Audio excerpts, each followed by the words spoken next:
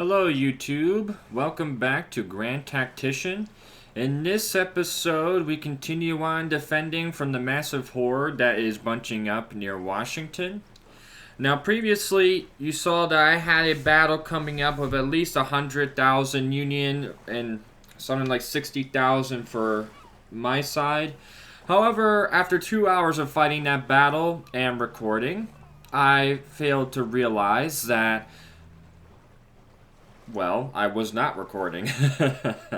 So, all of that, I thought I was recording and it turned up being zilch. So, I will show screenshots. I have 2 screenshots of that fight to give you an idea of what I faced. Massive casualties. They suffered over 35,000 versus my 13,000 that I have written down here. So, that was one thing. Another thing is that I stopped playing this campaign for a while because, as you can see, there are armies.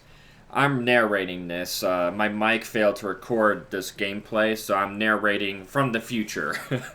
So, behind me going through the policies here and stuff, you'll see that there are lots of armies coming in through. 2 armies from Ohio, 2 from Pennsylvania, and the ones in Maryland. And they all started to bum rush right through my forces in Alexandria down to Richmond. And of course, since I didn't have enough troops versus their 136,000 army, I went and moved and just gave up. I rage quit. So it was ridiculous. And when I'm showing that, those are the armies that lost the first battle of Aquai Ferry, and I thought that they were going to stay in position, but once the new armies attacked, they became reinforcements. So I did not have enough troops in Alexandria to fend off this massive horde, and I pulled them out and tried to get them to Richmond in time, but as soon as I retreated, for some reason, I thought they were going to go to Fredericksburg, but they ended up retreating up through Washington here, and they went all the way around to Winchester, which was really stupid. So it left the whole doorway open to Richmond, So they came in and completely steamrolled over my troops, and it was just ridiculous. I had to stop, and I had to think on what I wanted to do next. So luckily I had an old save that I loaded back up, which is basically what you're seeing right now. The issue is that they go through the military policies ridiculously fast. So I told the devs I think the times for the military policies, and any policies that they wish to change, but mainly military, should be prolonged, so that it does not become a race to see who can research faster and mass produce soldiers faster. That shouldn't be the case. This is, some of it was like that in the Civil War, and the Union technically were 2-to-1 ratio against the Confederates, but it shouldn't be the case that within 3 months of the Civil War that they should have all these policies unlocked and drafts and 3-year contracts and stuff. I think that's a little bit too much. So the devs are working on that to reduce that. So that would be a plus.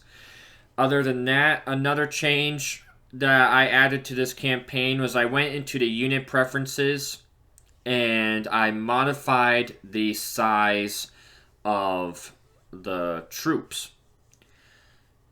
So you'll see that I have, you won't see it on the video, but I changed the infantry size to 2,500 to make it a little bit easier to recruit, and I think slightly a little bit more realistic, because not every single brigade could man up to 3,000 troops during the Civil War.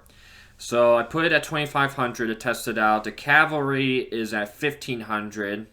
And the artillery, I boosted it up from 240 to 300.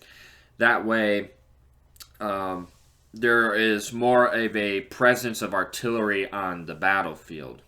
So without further ado, I'm going to push back my infantry out of Alexandria, and I'm going to boost recruitment and get policies and stuff going, and I'll let you know when something interesting happens. So here we can see that the army is coming back across the Aquai Ferry. Some corps are up near Washington, but they won't make it in time. So right now, 174,000 versus my 100 and, what is that, 35,000? I can't see it from here. It's tiny screen. But European relations is still 70. We're trying to get that to 100 so they can distract the Union. But here they come. They're just going to come straight down, trying to get some forts built, have one set, and I'm trying to recruit a brigade of infantry there. But that won't happen by the time these forces reach the outskirts of Richmond. So here they come, chugging along. They are going to hit the army of Shenandoah first. I'm just showing how many men I have in each army right now. So there we go. Since I did not manage to record my mic in this 4-hour battle, what I'm basically going to do is just review highlights of the battle, so that way it'll save me time editing. So bear with me. Usually I'm talking while I'm in the middle of gaming, so me narrating in this point of view is a little strange. But yeah, so right there it says they have about 68,000, I believe.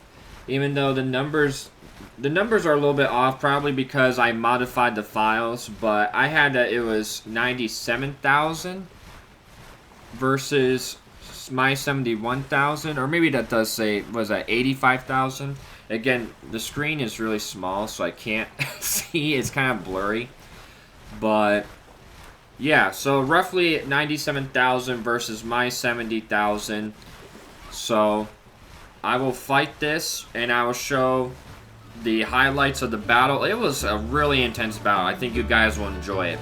So thanks for watching. Please like, comment, and subscribe, and I'll see you on the battlefield. Bye-bye.